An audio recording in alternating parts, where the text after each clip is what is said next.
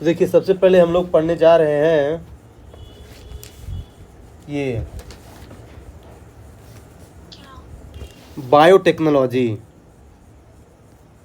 कौन सी technology? Biotechnology सबसे पहले हम लोग पढ़ने जा रहे हैं। तो देखिए क्या होता है ना कि बायोटेक्नोलॉजी कैसे काम करती है। देखिए सबसे पहले क्या होता है कि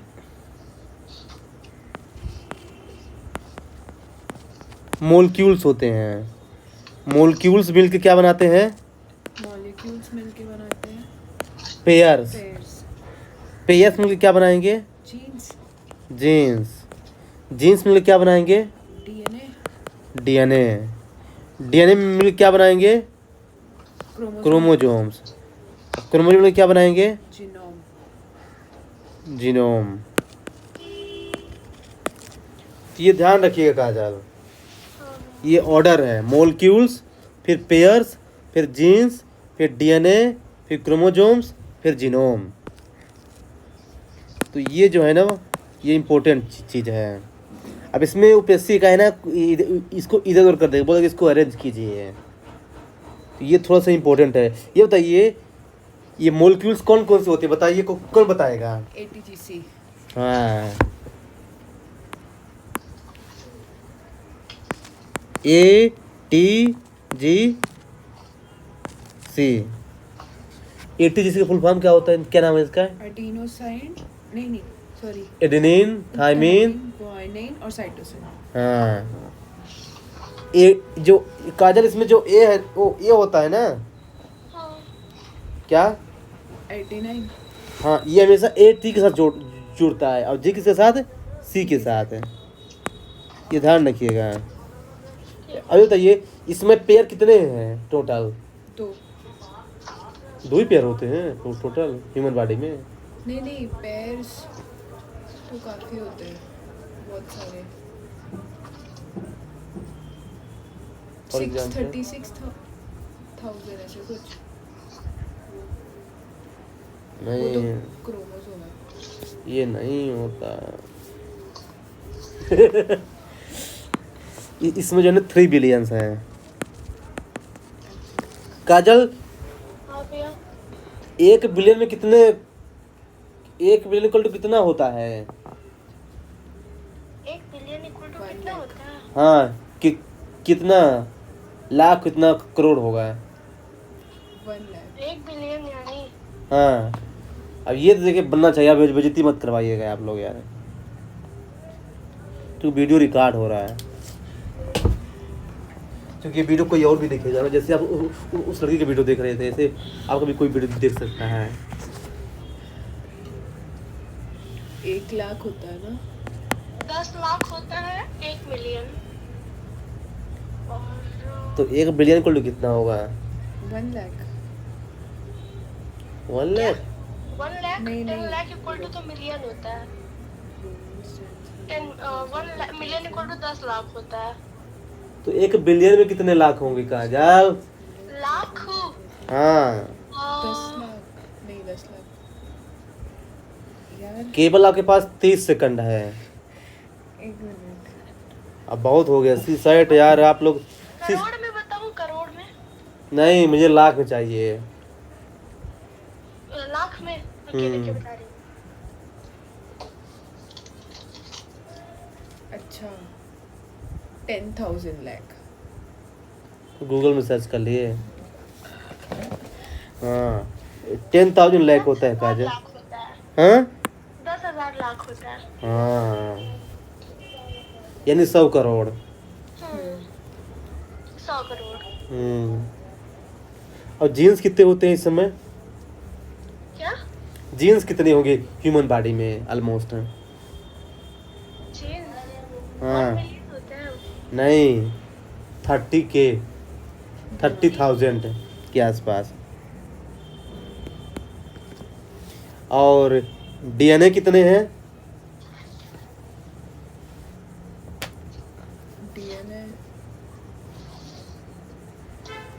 डीएनए और सच कम। कोई उसका वो नहीं हाँ, होता। काउंट नहीं होता। हाँ, और ये तो क्रोमोजोम्स कितने, ये तो पता होगा। क्रोमोजोम्स कितने हैं काजल? मुझे याद नहीं है भैया। हाँ याद नहीं है। अरे यार, ये सीधे सीधे से पूछेगा काजल। ह्यूमन बॉडी में क्रोमोजोम कितने मिलते हैं? 46 है। अच्छा हाँ हाँ हाँ। अरे यार, है भैया। इनटॉलरेबल। It's right. और ये तो जीनोम कितने होते हैं? जीनोम का भी कोई वो नहीं होगा शायद, हाँ, काउंट नहीं है। तो ये ध्यान रखिएगा, ये ऑर्डर ध्यान रखिएगा, ये इम्पोर्टेंट है। हाँ, ये ऑर्डर बता दीजिए ऑर्डर। पहले मोलक्यूल्स होता है, फिर इसके बाद पेयर्स होता है, इसके बाद जीन्स होता है, फिर डीएनए होता है, फिर क्रोमोजोम्स होता है, फिर जीनोम होता है। हाँ, ये ध्यान रखिएगा। डीएनए, क्रोमोसोम, फिर जीनोम, है ना? हाँ। अब चलिए एक और चीज बताता हूँ। सेल क्या है? Simple definition, cell CELL unit of जिससे लाइफ। स्मॉलेस्ट यूनिट है अपने बॉडी का, स्मॉलेस्ट यूनिट है। तो टिश्यू क्या है? उससे बड़ा। Group of cells. क्या है? Group of cells. अच्छा, और ऑर्गन? उससे बड़ा टिश्यूज मिला के ऑर्गन मिलते हैं। एग्जाम्पल? टिश्यूज को मिला के कोई भी, जैसे इंटेस्टाइन और लिवर, और ये ऑर्गन सिस्टम जैसे फूड का सिस्टम है, ऑर्गन को मिला के ऑर्गन सिस्टम मिलता है।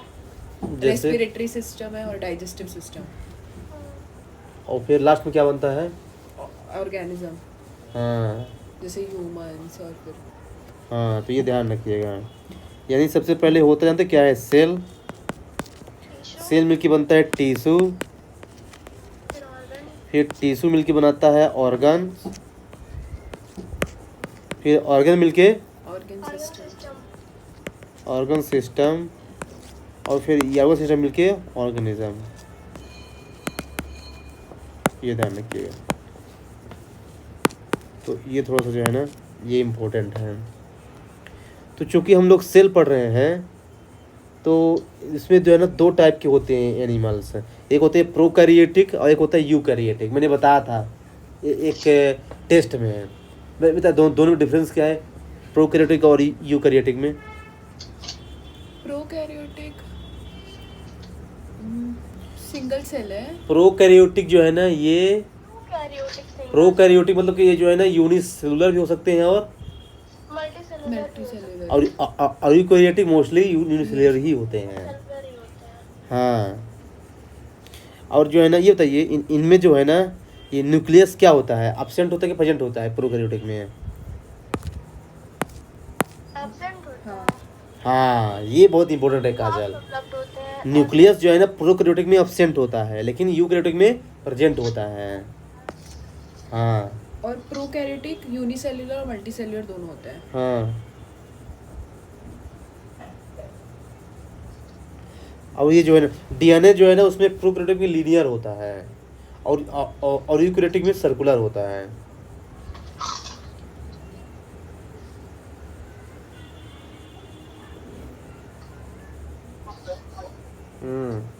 यूकैरियोटिक मतलब हम लोग भैया, फिर हम लोग मल्टी सेलुलर में है ना, यूकैरियोटिक में है। यूकैरियोटिक में भी यूनिसेल्युलर और मल्टीसेल्युलर दोनों होता है। हाँ, नहीं, यूकैरियोटिक में केवल मल्टी सेलुलर ही होते हैं मोस्टली। अच्छा, लेकिन वो भी तो है, ईस्ट भी तो यूकैरियोटिक ही है। हाँ, तो उसमें मल्टी सेलुलर होते हैं ना। वो आपने बोला था कि सिंगल सेल्युलर ऑर्गेनिज्म नहीं। है ईस्ट, वीडियो में बोला था। नहीं, रुकिए मैं अभी कंफर्म करता हूँ। Prokaryotic is both unicellular and multi cellular. चल ही नहीं रहा यार नेट।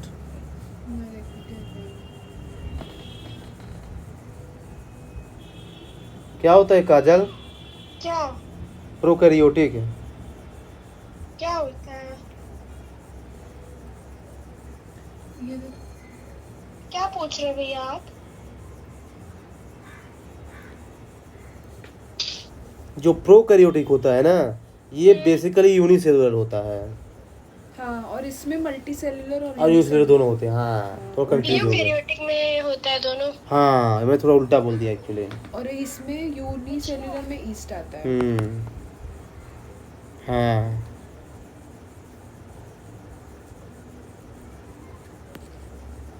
यहाँ पे थोड़ा सा एग्जाम्पल क्या है ना, फंसा सकता है, ये ध्यान रखिएगा। बाकी डीएनए जो है ना उसमें लीनियर होता है प्रोकैरियोटिक में, और यूकैरियोट्स में क्या होता है, सर्कुलर होता है। ये है।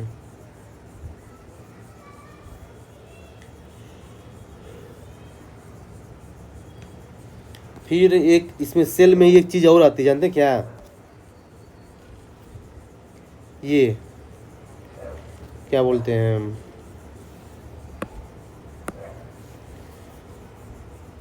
एक होता है स्टेम सेल। ये स्टेम सेल क्या होता है? जो कोई भी सेल में डिवाइड हो सके। डिवाइड हो सके?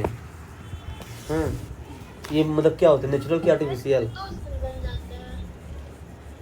हम्म दो सेल बन जाते हैं डिवाइड होके।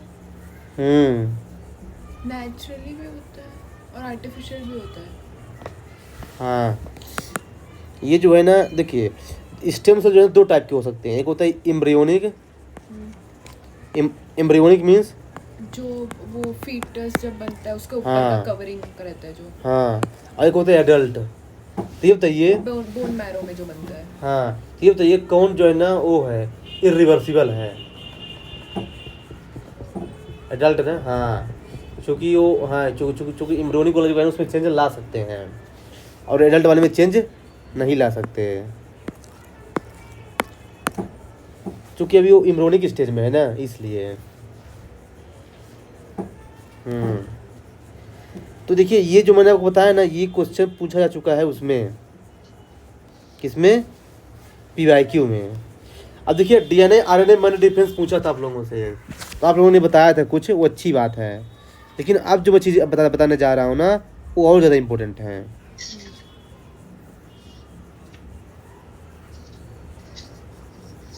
ठीक ना?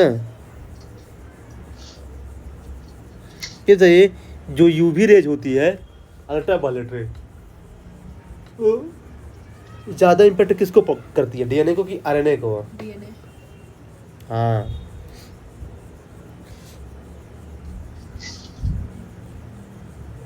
ये डीएनए बेसिकली कहाँ पाया जाता है? न्यूक्लियस में।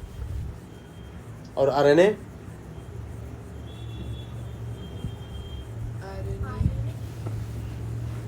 आरएनए भी। आरएनए नहीं मिल पाया था, सॉरी, यही तो इम्पोर्टेंट चीज़ है।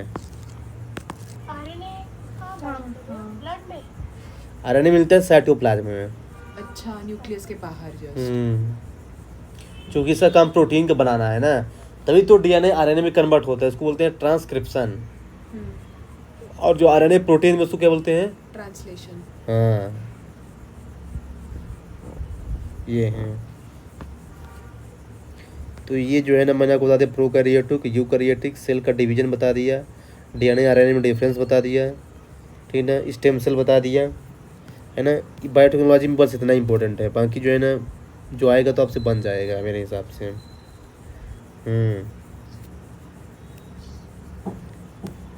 अब जैसे अब एक चीज़ थोड़ा इसमें चलते हैं,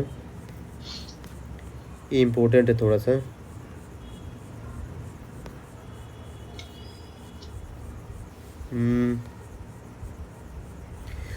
मैं आपसे एक चीज़ पूछ रहा था ना, ये इसके बारे में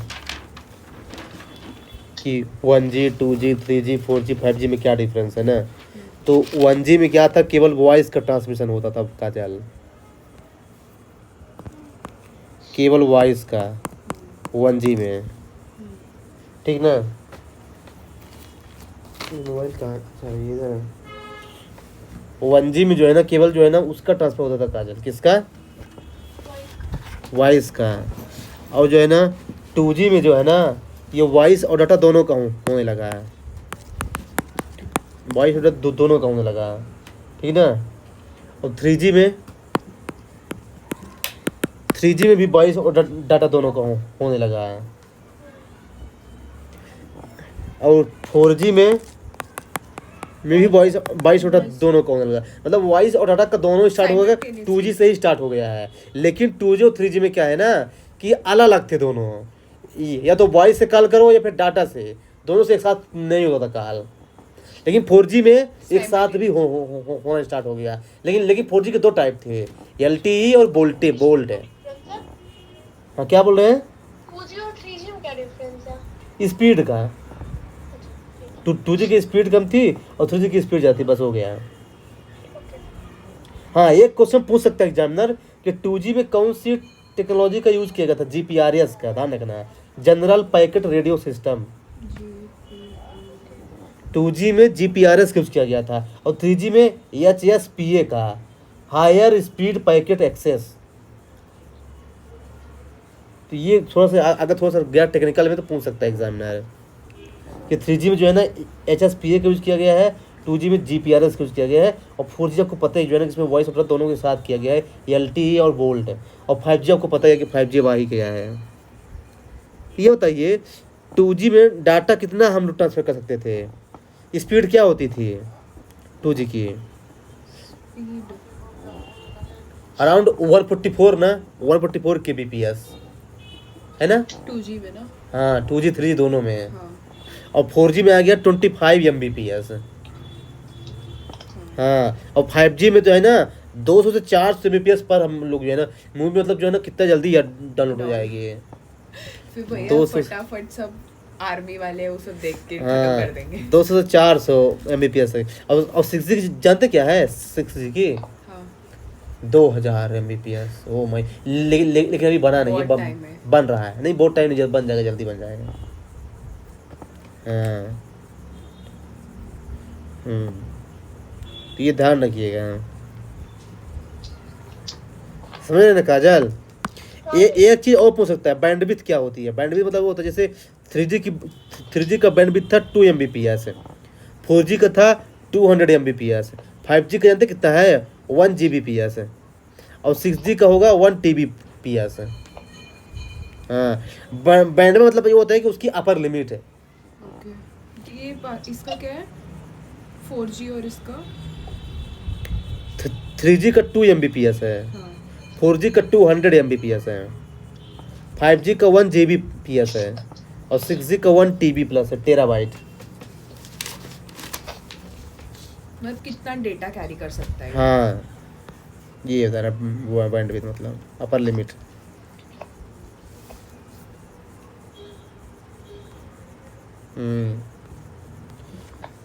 तो ये हो गया, ठीक ना?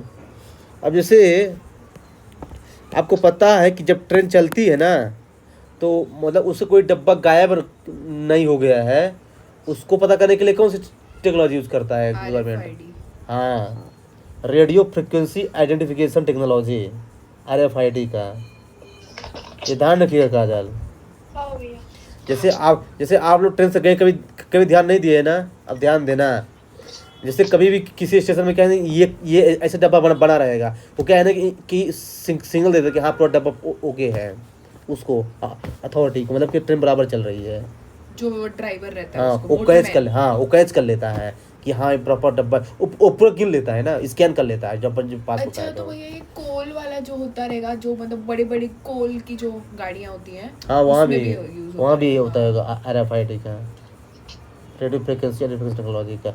मान लीजिए कि जैसे आजकल तो ऐसी पॉइंट ऑफ सेल मशीन आ गई है कि आप अपने कार्ड को ऐसे उसके पास ले जाएंगे तो तुरंत जो है ना वो आपका पैसा अपने आप कट जाता है। इसको क्या बोलते हैं? Near field communication. हाँ NFC बोलते हैं इसको। ये केवल कंडक्ट लाने से ही ऐसा होगा, बहुत लाइन के नज़दीक तभी होगा। फिर एक होता है, जानते क्या है, ब्लूटूथ के, जो जैसे मान लो कि मैं यहाँ हूँ और मैं अगर मान लीजिए कि 10 मीटर दूर हूँ तब भी जो है ना मैं जो है ना कनेक्ट कर सकता हूँ, गाना सुन सकता सबसे हूँ। छोटा ये होता है, फिर ब्लूटूथ, फिर RFID। हाँ ये है। जैसे काजल, जैसे कभी मॉल गए हैं, बड़े बड़े मॉल? हाँ भैया। कहाँ के मॉल गए हैं? इंदौर की गई हूँ। हाँ तो वहाँ जब बड़ा मॉल रहा होगा ना, तो जैसे जब अंदर गए होंगे तो तो ऐसा लगा कि कोई चीज़ चुरा लूँ? नहीं नहीं, ये उसे एक बार ट्राई अरे करते हैं। चुराने की बात नहीं कर, मतलब कोई ऐसे मतलब कि लगता है कि चुरा लो कोई चीज़, ऐसा लगता है ना? नहीं भैया, मुझे तो नहीं लगा। अरे यार थोड़ा काजल मजा के लिए पूछ रहा हूँ यार, अब हाँ सीरियस भैया, हो। मुझे लगा ऐसा चोरी करके। हाँ तो जानते क्या है, आप ऐसा कर भी नहीं सकते, सोचना भी नहीं, जानते क्यों? क्योंकि जो बड़े बड़े मॉल होते हैं ना, वो आपसे कुछ नहीं पूछेंगे अंदर। जब बाहर निकलेंगे ना गेट के बाहर ना, वो तो स्कैन कर लेगा, वो होता है RFID कुछ करते हैं वो, कि कौन सा सामान आपके पास है ना, तुरंत कैच कर लेगा वो वो। जो एक लगा होता है ना मैग्नेटिक, उसमें वो हाँ उसके वजह से। तुरंत कैच स्टोर करता के है। बाहर भैया जो हम कुछ लोग ने लगा कुर्ती होता लिया है, था ना उस दिन सिल्वर उधर टाइप से, का। कहाँ पे? यहाँ से रिटर्न करके नहीं कुर्ती एक लिया बार था। क्या हुआ था भैया, मैं बताती हूँ आपको। हाँ एक बार हम लोग गए थे मॉल, तो एक स्टोर में गए थे शॉपिंग करने। तो वहां से जब बाहर निकली मैं, तो सामान नहीं था कुछ भी, पर बीप कर, तो सिक्योरिटी वाला बोला कि आप रुक जाओ। मैंने बोला क्यों? तो बोला कि आपके पास कुछ है क्या? मैंने बोला मेरे पास तो नहीं है। फिर उसने बुलाया दूसरी लड़की को, तो फिर मेरे पास नहीं था। और था किसके पास? मेरे साथ में और जो मतलब कोई और लोग थे। मैं जब निकली हुई तो वो लोग भी निकले हुए थे, तो उन्होंने हाँ चुराया हुआ था। हाँ वही ना भाई, वो करते इसी को यूज करते हैं RFID का। जो जो नहीं जानते सोचोगे अब तो निकाल जाएंगे, फंस जाएंगे। अरे वो हाँ। भैया जो हम लोग ने उस दिन कुर्ती लिए थे, वो हम लोग तो वो रिटर्न तो करके, मार्केट में लिए थे ना। तो भी उसमें लगा है वो। कहाँ लगा है यार? लगा था, मैं घर जाके देखी। क्या? हाँ वो काला काला नहीं होता एक RFID पकड़ने के लिए। अच्छा उसमें भी लगा था। हाँ। अच्छा। वो सही बोल रहा था कि अरे हाँ, लगा होता है। दुकान से निकाला है। हाँ वो मैग्नेटिक जो होता है हाँ वो। हाँ वही वाला काजल। हाँ हाँ, कुछ कुछ चाहिए, मतलब इधर भी कुछ कुछ मिल जाते हैं कपड़े जिसमें होता है ये। अब वापस से दुकान में जाओ, पता चला जाते ही बजने लगे। हाँ। नहीं अच्छी चीज है ये, यही तो फायदा है टेक्नोलॉजी का। हाँ हाँ टेक्नोलॉजी का यही तो फायदा है। एक बार मेरी भी शर्ट में रह गया था, फिर हम लोगों ने उसको तोड़ तोड़ के बगल वाले मॉल में गए, तो बोले इसको निकाल दो, तो बोले नहीं हम नहीं निकाल पाएंगे, सॉरी। तो बोले कैसे निकालो? बोले ठोक ठोक के निकाल दो, उसको टूट जाएगा। तो बड़ी मेहनत हुई थी। हेलो। हाँ हाँ हाँ आगे आगे चले। हाँ भैया। चलते हैं आगे, चलते हैं थोड़ा सा, क्या है ना इसमें चलते हैं थोड़ा सा, इस स्पेस टेक्नोलॉजी पे चलते हैं यार, थोड़ा इससे क्वेश्चन आता है। ये खत्म हो गया भैया, बस इतना ही है क्या? बायोटेक में। बहुत सारी चीजें हैं, लेकिन जानते क्या है कि सब चीजें देखिए क्या है ना इसमें, क्या है ना बहुत सी चीजें आप लोगों को आती भी होंगी ना, इसलिए नहीं बता रहा हूँ। हाँ अच्छा फैट वाला बता देता हूँ, हाँ लेकिन फैट वाला उसमें बता दूंगा यार, डिसीज वाले में। अभी इसको रहने दीजिए। आज ही बताओगे ना भैया? हाँ अभी थोड़ा चलते हैं आगे, स्पेस टेक्नोलॉजी में थोड़ा इससे क्वेश्चन आएगा इस बार, चूँकि अभी इसरो न्यूज में है ना, इसलिए स्पेस टेक्नोलॉजी पे क्वेश्चन आएगा इस बार। काजल ध्यान रखिएगा।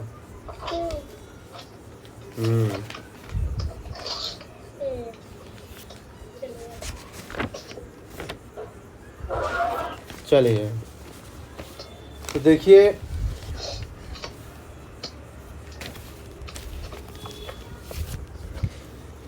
देखिए इसरो कब बना था बताइए?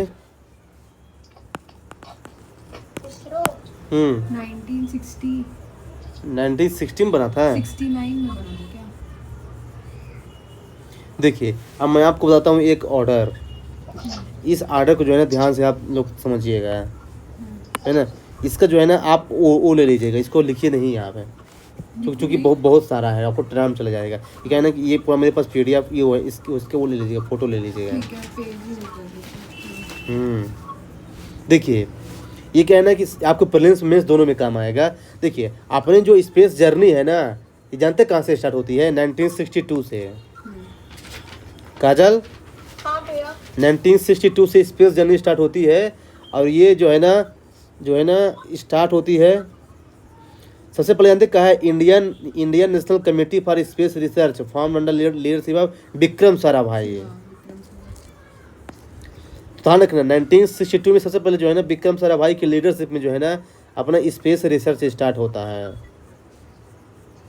फिर 1963 में जो है ना एक साउंडिंग रॉकेट लॉन्च किया गया था, हाँ, केरला से। आवाज करता था ये। हाँ, बहुत ज़्यादा आवाज़ करता था ये। फिर 1969 में आपको पता है कि इसरो बना दिया गया है। ये तो ये इसरो प्राइवेट है कि गवर्नमेंट है? प्राइवेट है। हम्म, गवर्नमेंट है। यार इसमें भी कंफ्यूजन है यार, क्या बताएं यार। नहीं भाई गवर्नमेंट है, गवर्नमेंट। पता नहीं यार, नहीं आ रहा समझ। बताइए काजल। गवर्नमेंट है। हाँ यार, तो कॉमन सेंस है भाई। इस स्पेस जैसे जैसे प्राइवेट थोड़ी देगा इंडिया। आप पूछ लेते तो डाउट हो जाता। हाँ सही बोली। क्या हो जाते? डाउट हो जाता है। डाउट हो जाता है। आप ऐसे तो पूछेंगे नहीं। ये कुछ तो है। गड़बड़ है, ऐसे लगता है यूपीएससी वाले कुछ होगा। नहीं नहीं, कुछ तो गड़बड़ है। 1975 इंडिया फर्स्ट सैटेलाइट लॉन्च किया गया, आर्यभट्ट। ये ध्यान रखिएगा। हाँ, फिर जो है 1979 Bhaskara first the first experiment remote sensing satellite launch किया गया। तो ये भी थोड़ा सा इम्पोर्टेंट है। The first experimental remote sensing satellite which was built in India was launch 1979। फिर 1980 सैटेलाइट लॉन्च व्हीकल लॉन्च किया गया, SLV-3। 1980 SLV-3 लॉन्च किया गया था। India first experimental satellite launch vehicle, हाँ, SLV-3 जान रखे। फिर 1982 इनसैट ए लॉन्च किया गया था, INSAT 1A।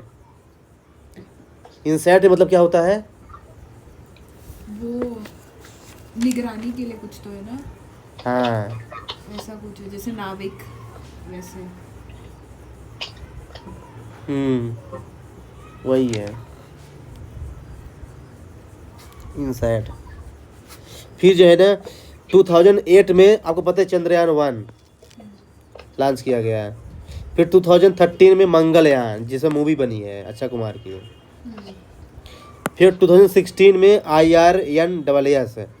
IRNSS system placed in orbit. ये भी वही है, नेविगेशन सिस्टम। हाँ, फिर 2019 में चंद्रयान 2 जो फेल हो गया है। हाँ, फिर 2022 में गगनयान ह्यूमन स्पेस। 23 में चंद्रयान 3 जो बहुत सक्सेसफुल रहा है। ये आपको पता है? कि सही हो गया ये कौन? गगनयान? गगनयान अभी तो लॉन्च किया जाना है। तो ये किया 22 में कैसे किया पता जाना लगा? था लेकिन लॉन्च किया नहीं गया, मतलब बन गया था। अच्छा बन गया था। फिर 23 में आदित्य L1 भी लॉन्च किया गया सोलर मिशन के लिए। फिर 23 में ही वही गगनयान जो लॉन्च किया जाना था ना, फिर से पिक्चर में आ गया है। तो इसको जो है ना टेस्ट किया गया है, अभी लॉन्च फिर से नहीं किया गया है। हाँ चंद्रयान 3 भी लॉन्च हुआ था। तो ये थोड़ा सा क्या है ना, ये आउटलाइन है अभी जो चल रहा है। तो क्या है ना कि आपकी प्रीलिम्स में भी आ सकता है और मेंस में भी जो है ना अगर पूछ ले कि क्या है इंडिया की स्पेस जर्नी बताइए तो आप ऐसा बता सकते हैं। ऑर्डर में पूछ सकता है ना कि ऑर्डर में बताइए। तो ये है, ठीक है ना।